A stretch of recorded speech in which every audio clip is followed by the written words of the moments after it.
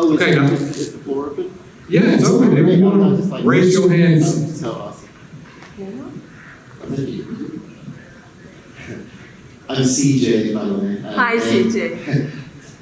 So I just a comment about what I noticed in a lot of your characters and the way you go. Hold your mic up. Yeah. There you go. There we go. So a lot of your characters are so low key and calm until it hits the fan, and then it just explodes when you just lose it. Like in the Frighteners, that character, she was so kind of. Yeah, I don't think she was very low key. Just saying. Yeah. How many people did I kill? I love that. The calmness of the characters, and then when stuff happens, like maybe that's not the best example, but. No, I understand what you're saying. The critters. I'm lucky that I get parts where I can play big arcs. Right. Yeah. Right. And so there was you, there was Melinda Dillon, and Terry Garr, was kind of like the mothers that raised me from a TV set while my mother worked. So I appreciate that. Yes, we competed for many roles, the three of us. Okay, awesome. You were my favorite. Oh, thank you. You were my favorite. Thank you very much. No, somebody who's next. Thank you for coming to Freeport. Thank you. Filming of E.T., was there anything that stood out, and how was your experience filming? Well, I remember the first day on the set. First of all, it was very secretive because people were stealing ideas back in the 80s. So we all had to wear tags or they wouldn't let us on the set. One day Stephen forgot his and he had to go back to his office and get it because there was a rule. If you didn't have that, you didn't get on the set. So the first day I walked on the set, I came in and I turned to the right and there was E.T. with about 4 guys standing around him. And I just stopped cold in my tracks. It was like literally looking at another person with a soul. I mean, what Carl Rambaldi did with that creation, well, you see how long this film has lasted. It's really our Wizard of Oz, It's gonna last forever, and it's changed and healed so many lives. I had to go read the script behind locked doors. And I remember calling my agent and saying, I don't think this is gonna do a lot for my career, but I think it's gonna do a lot for the world. And I wanna be a part of it. And I was right, wasn't I? Absolutely, absolutely. Awesome, awesome. You had a question, brother? I think you moved up from the back. I can't remember how old I was when I first saw Cujo. Yeah, everybody's grown up on me. It's okay. Yeah. When I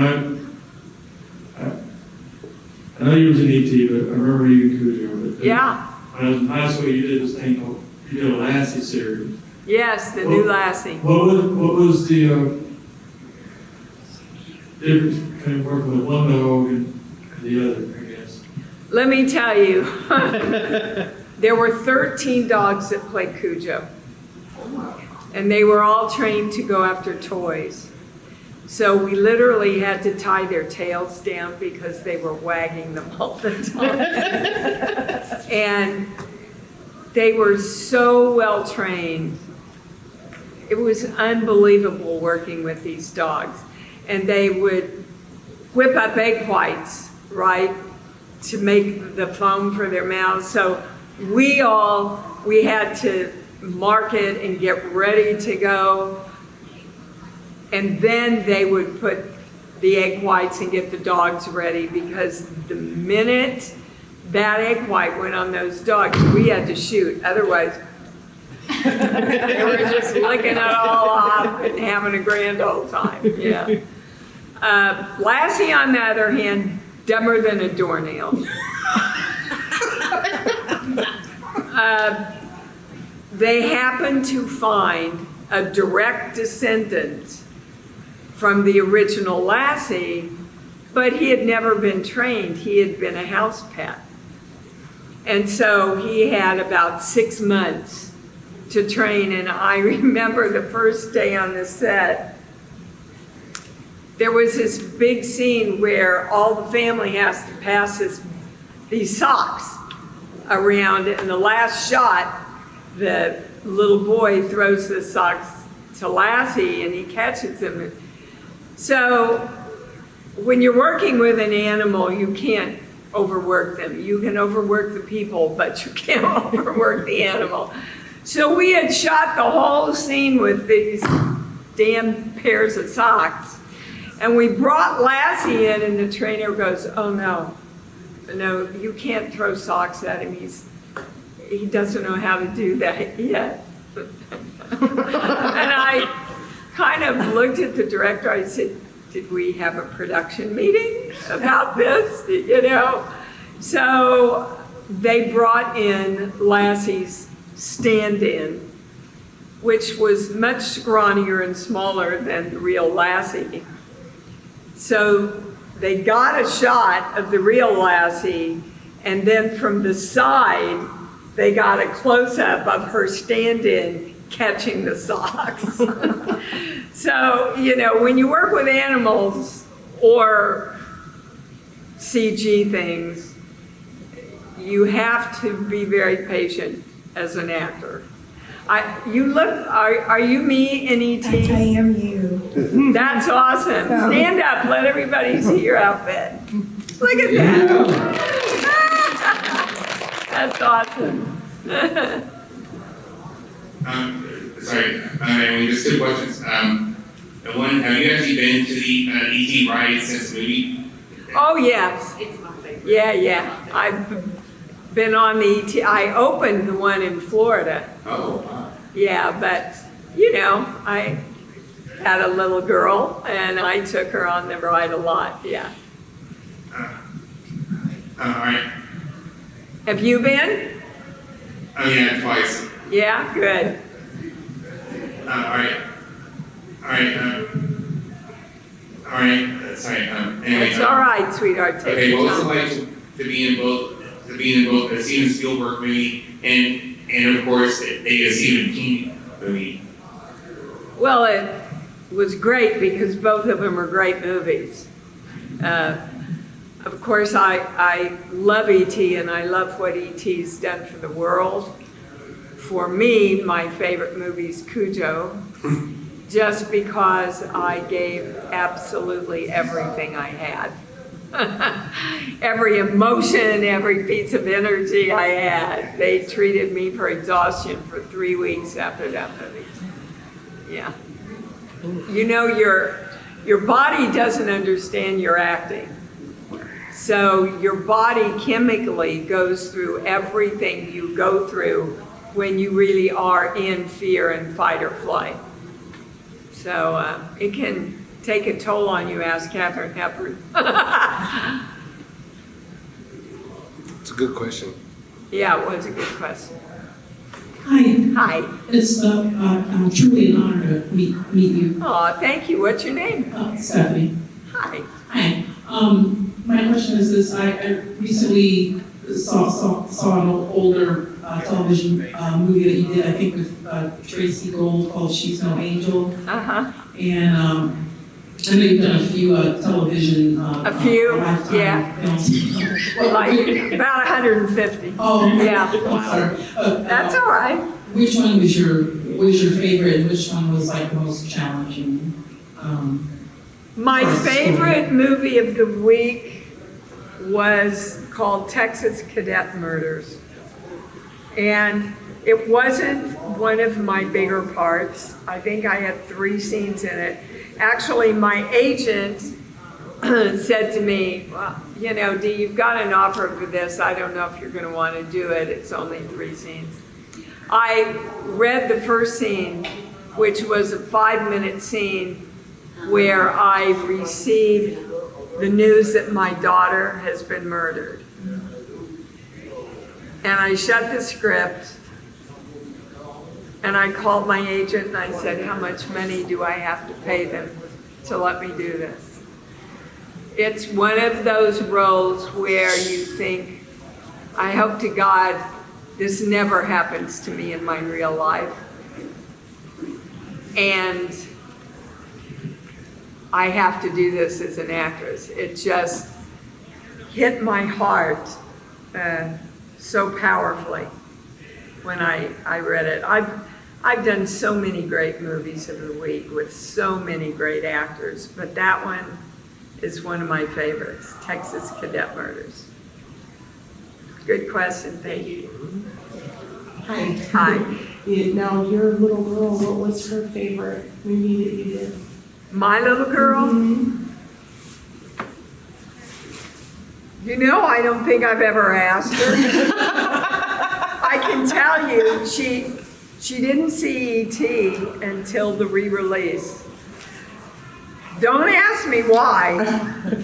And when it got finished, I leaned over and I said, so what'd you think? And she went, you were okay, Mom. You know, out of the mouth of a babe. To say. I think for a child of an actor, especially when they're little, they don't, why are you up there? How can you be up there and be my mom? You know, their brains don't, and that's true with all young kids.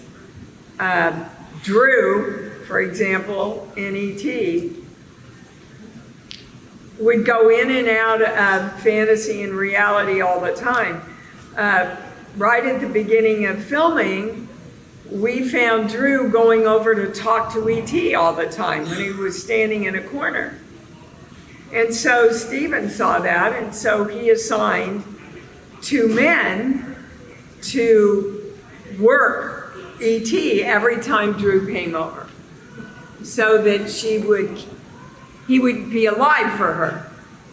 So, you know, I'm very motherly to all my kids on the set. So we're getting ready to do E.T.'s death scene with all the doctors.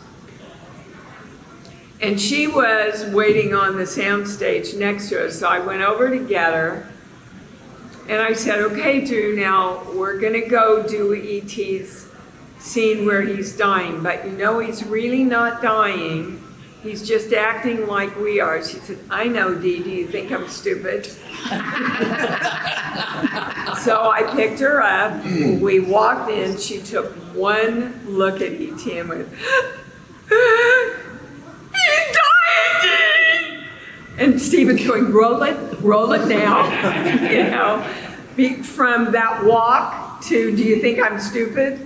Till the time she saw E.T., she totally forgot it was real, or wasn't real, as the case may be, you know. So my daughter, I can tell you, is very, very proud of everything that I've done, and now she's a best-selling author. Oh, Eat, Pray, #FML.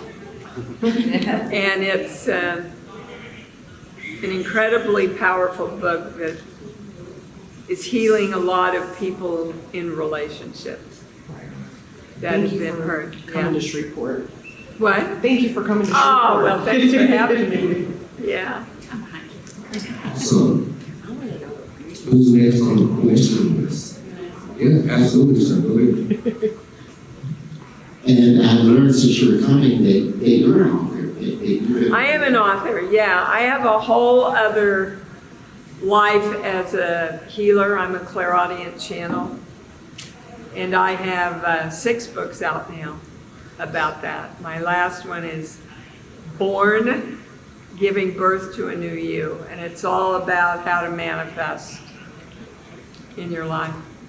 Yeah, it's a real passion of mine. I have Sunday show on at 9 a.m. every Sunday morning, 9 a.m. Pacific time, where you can call in and talk to the channel and ask the channel about anything, any kind of guidance you want. It's pretty amazing. You should listen sometime. All right, so anyway, there was actually another movie like E.T. that came out in the 80s that will be honest, it kind of looked like it was just sorry, that to be honest, it just looked like a really long McDonald's commercial, Mac and Me. What did you guys think about that? About the commercial that came out? I know in the movie Mac and Me, that pretty much looked like it was just like a really long McDonald's commercial because it had like. Are you talking about the commercial that just came out like a year ago with Henry? No, I think he's talking about the movie Mac and Me. That was Oh, kind of the like movie, Yeah, I don't know anything about the movie. I'm sorry. Oh, all right. Sorry. How about you, man? I see you looking over there. And, yeah, right there. You got a question, Christine? What movie was your favorite experience to shoot? What movie was the worst experience to shoot? Well, probably my best experience is a toss-up between 10 with Dudley Moore, whom I just adored working with, and The Howling, because I did that with my fiance, Christopher Stone. And everybody thinks I got him hired, right? What happened was I went in an audition and got the part, and then the producer called me and said, well, Dee, we've got an amazing cast surrounding you, but we're still looking for the guy to play your husband. And I said, well, what exactly are you looking for? Well, somebody who's really virile, you know, but that has a sensitive side. And I thought, oh my God, I'm engaged to him. Of course, within 1 minute, my brain went, don't dare say that, they'll never hire him. So I said, you know, there's this guy, Christopher Smith or Stone, some kind of S word. I did chips with him. I think he might be right. So they went out, they found him, they tracked him down. He went in and auditioned and got the part. The next day, the producer calls me and he says, Dee, you know that guy you recommend? Well, we found him and we loved him and we hired him, and I thought that I was calling him. I guess I called the wrong number, and I said, no, Dan, you called the right number. And there was this long pause, and he went, oh shit. And I said, look, you don't have to get two trailers, you only have to get one. So we ended up all being very good friends and having a great time. Hi, got a question? No, just wait. Oh, just waving, hi there. Have you ever turned down an acting job and later come back and said, I wish I had done that? Yes. Yes. What's the name of it? It was Ron Howard's first movie. And it was about a hooker. And the girl from Cheers ended up doing the part. And there were a couple of other films. The only reason I turned them down was that I had an offer to do other things and wasn't available. But I've just always been really lucky to attract the roles that I'm really right for, you know? And I'm lucky too that I haven't gotten stuck. I go from Hallmark Christmas movies, which I just finished 2 beautiful Christmas movies, to big time horror and everything in between. So I think, you know, I have easy access to my emotions, and that allows me to cross over into a lot of different genres. I didn't go looking for horror films, but horror films found me and they went, "You're mine now." So, and I just signed to do the guest star on the first segment of a new horror series, but I don't think I'm supposed to talk about it yet. Always frustrating. I have a question. Yeah. Which horror movie that you've been in would you say that I need to keep my kids away from, little kids? Probably Cujo. Cujo? Yeah, because I would never, ever want to teach children to be afraid of dogs. I'm such a huge dog lover.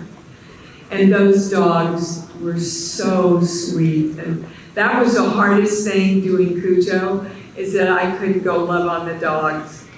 Because you can't have access to them because they have to listen to the trainer, you know.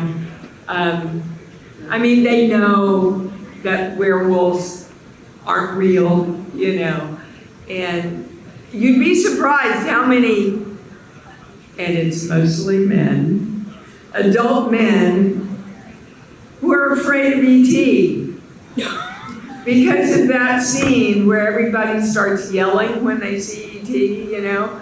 And as a kid, they got frightened, and I joked with them. I said, "Well, you're just wussy. You're just wussy if you can't get over that." But there's a lot, I hear that a lot, that scene where everybody was yelling. But I think Cujo is so intense and frightening, and those puppy dogs were so gentle, sweet. You got any new rescues since the last time I talked to you? No, I've still got my freedom, girl. I got a new one, so now. Oh, yeah. 9? Oh, my Lord, I love you. I love you for that. I can't say no. You know, my little rescue dog, I looked for 3 months. And I kept going back to these same 3 shelters, and this one woman said, "Dee, what the hell are you looking for? We've shown you all these beautiful purebred dogs." And I said, "I know, but I believe a dog picks you, and I have not been chosen." She said, "Well, we've got this little female. She's in quarantine because she's got kennel cough, and they took all her puppies away from her, so her boobies were hanging down to the floor." I said, "Let me see her. I'll go see her." So I walked in, and she looked at me and took her little paw and tried to reach it out. And I said, "Let her out. And you got to stand up. I got to show them this." And she came over to me and did this. Oh, that's it. And just stood there. I said, "Don't even put her back in." And the woman looked at me and went, "Really? This one?" And I said, "I have been chosen." And that dog has been a soulmate of mine from the day I took her home. I don't think I've gone to the bathroom by myself in 8 years. Seriously. My newest one, the mail lady called animal control because she noticed that nobody didn't get the mail. The dog had been outside for like 2 months. It was starting to get bad hot. And the neighbors talked to animal control and was like, "No, they left, they moved. We've been like throwing food over the fence and giving water in this little bowl or whatever." So he called me and sent me a picture, and he was like, "I'm about to take this dog to the pound." I said, "No, you're not." I said, "We don't want me to come get little bitty, I'll show you pictures later, little bitty brown." And you don't know where it came from? It was her name's Bella, and she was at that house, people moved and left her there. I'd like to find them. Yeah, you mean both. Oh She's my so God, I sweet. don't get it. Do you get it? How anybody could do that to a baby or a puppy or a dog or anything that People just don't understand. Makes me want to cry. See, that's why I do the films I do. Because it's somebody tells me a bad story and I go, So come on, there's so many movies to ask about. You don't want to know. How many of you remember 10 with Dudley Moore? Few of you, huh? Yeah. I just loved doing that movie. My question is, has there ever been a moment in any of your films where you've gone off script and the director is just like, well, let's just get in there, let's see how it goes? I don't think I understood the question. Has there ever been a time that you went off script and the Oh, director hell didn't yes. stay in? Let me tell you, that's when the magic happens. I'll give you an example. The big dinner scene in E.T. I know that. What? I said I know that scene. It's one of my favorite scenes. Yeah, and I say, Henry says, I say, why don't you call your father and tell him? I can't. He's in Mexico with Sally. So Mary, the character, I feel all these tears coming up, and I think, I can't let the kids see me cry, so I got up and left the table, which was not in the script. So after he cut, Stephen comes over to me and says, Dee, why did you leave the table? That's not in the script.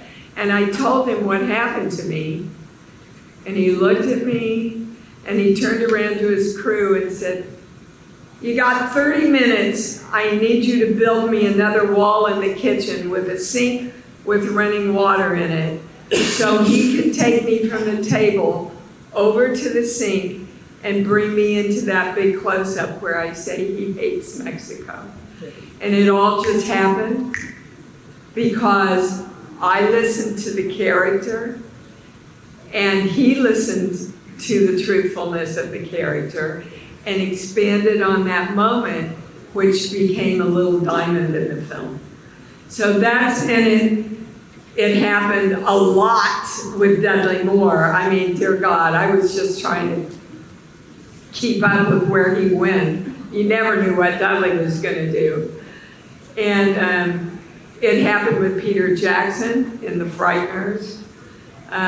Those are the moments that really, that's when the magic happens, is when you're not so locked in that you can't go with the moment, you know, and your director trusts you. And I just had a scene in a TV show in the last 2 years, and my son had been in a very bad accident, and they didn't know if he was going to live.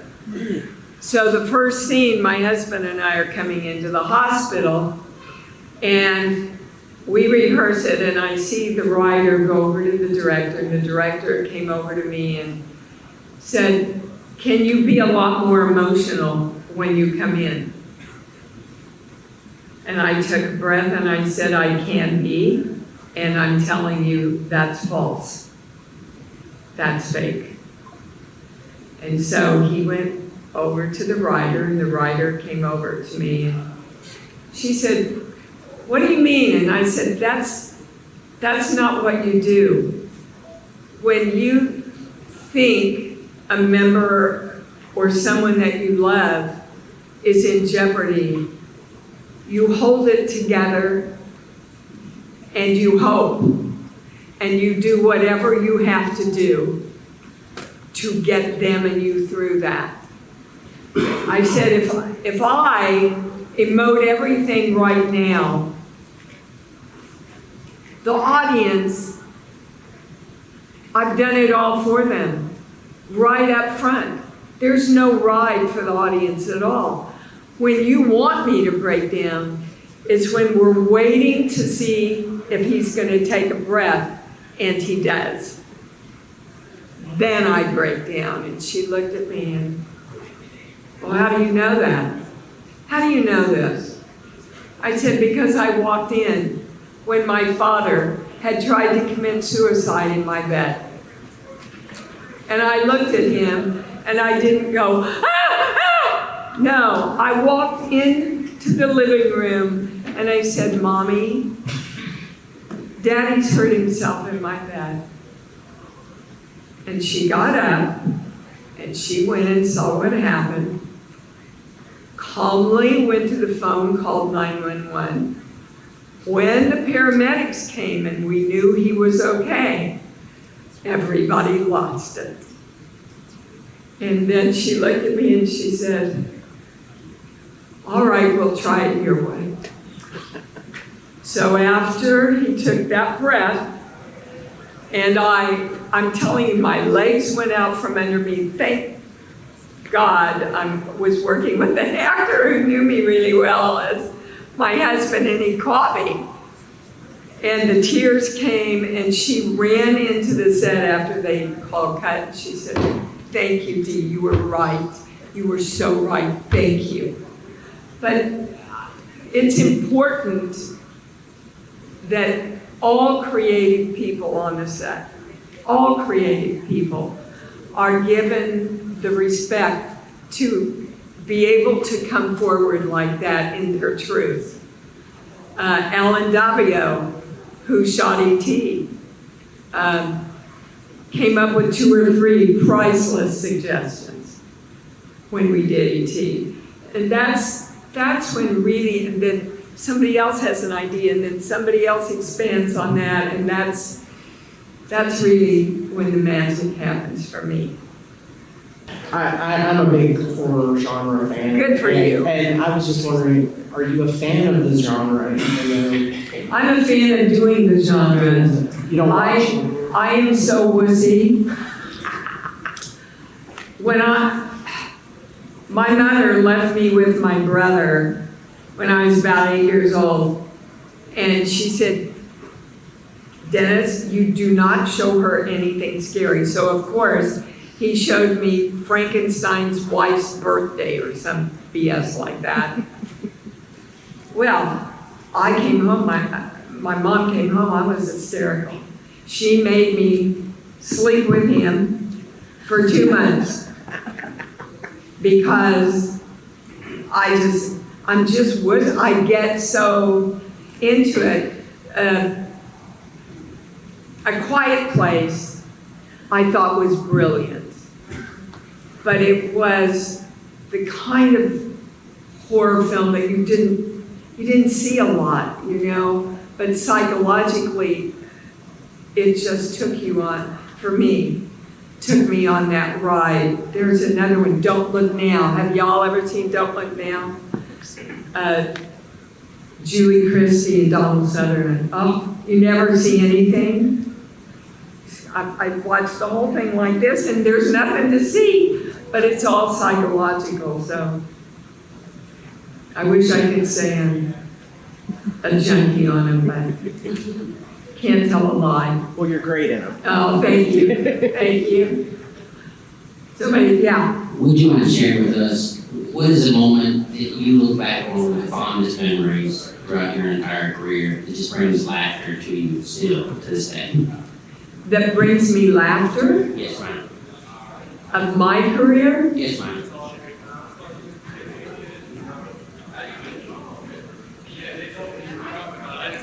I don't think I stopped laughing while we were shooting 10. And it was my first big movie, you know. Christopher Stone and I were engaged when we did the Howling. So we had a lot of fun behind the scenes. And Chris could just keep me laughing about anything and everything. And you know, I just finished this wonderful, one of the most innovative scripts I've ever read, and it's called The Peppermint Twist. And I literally played Dee Wallace playing a character named Auntie Noel in a Christmas movie that I'm shooting. And the two worlds start merging together. Oh my God, you guys, I read this script and I went, this is literally the most original script I've ever read in my life. Yeah, those are the three that come up for me. Thank you. Did I answer your question? Okay. Okay, so I would like, if you could tell us anything about your experience with The Hills Have Eyes. Oh my God. The Hills Have Eyes. Okay. My first picture, well, actually, my first picture was a religious film called All the King's Horses, right into the horror film, which kind of sums up my whole career, by the way. It was a really tough shoot. It was in the Mojave Desert. We all stayed in one trailer. All the actors, you know, everybody was starting out, so nobody. And the bathroom broke. Yeah. So I spent a lot of time living in my car. And it was like within 6 miles of the amount of allowable distance from LA that SAG allowed that you could drive. And so we would shoot until 5, 6 a.m. and then I would drive back to LA and then have to drive. And 3 nights in, my husband Christopher said, "You're not doing this anymore. It's too dangerous." So I just used a quarter of my salary at a Motel 6, I think. But it was just, you know, it's just too dangerous. It's not all fun and games, I gotta tell you guys. We work long hours. You wouldn't believe the hours. You know, I recur on 911. When I worked that show, we start at 6 a.m. and we shoot till 9 or 10 every night. It's crazy. I don't know how they do it on an ongoing basis. That's a good answer and a good question. Yeah, it was a good question. All right. Anybody else? Yeah, absolutely. See, you get close to the end and everybody Yeah. you're like, Hey, I hope you all come by the table. I've got some great pictures and some handmade figurines that are collector's items and some good stuff there. Yes, sir. As a fan of some of the really, really bad ones like Robo-Croc, have you gotten any movie ideas that when you started reading it, you just said, what? Oh, yeah. Yeah, I've gotten many scripts in my career that, and you can tell by 10 pages in, you go, and we're gonna pass on this one. Yeah, if I don't think the script's good and I don't think I'm right for the part, I won't do it. It's not fair to me, not fair to my fans, and not fair to the production. You know, somebody called me last year and said we want to do a sequel to Cujo. And my first question was, are you using real dogs or CGI? Oh no, we're doing it all CGI. I said, not interested. Because I think my fans would go, what the hell are you doing? You can't top that film. You cannot top what we did in that film. I'll give you one last story. Do you have time? absolutely. Okay. So there's a scene where Danny gets all freaked out and he starts saying, I want my father! And I'd say, all right, I'll get you your father! And the producer came to me the next day and said, Dee, we just watched the dailies and it's such a strong scene, but we're afraid the audience won't like you for yelling at him like that. Will you watch it? I never watch my dailies. So I said, sure. And I watched it and I went to him and I said, if you cut that scene, you're crazy. There's not a parent in the world who has not felt that emotion. Whether they acted on it or not, I guarantee, and you know it was the best reviewed scene out of the entire movie. that the reviewers reviewed. So, you know, sometimes actors just know. It's been great, guys. Thank you so much.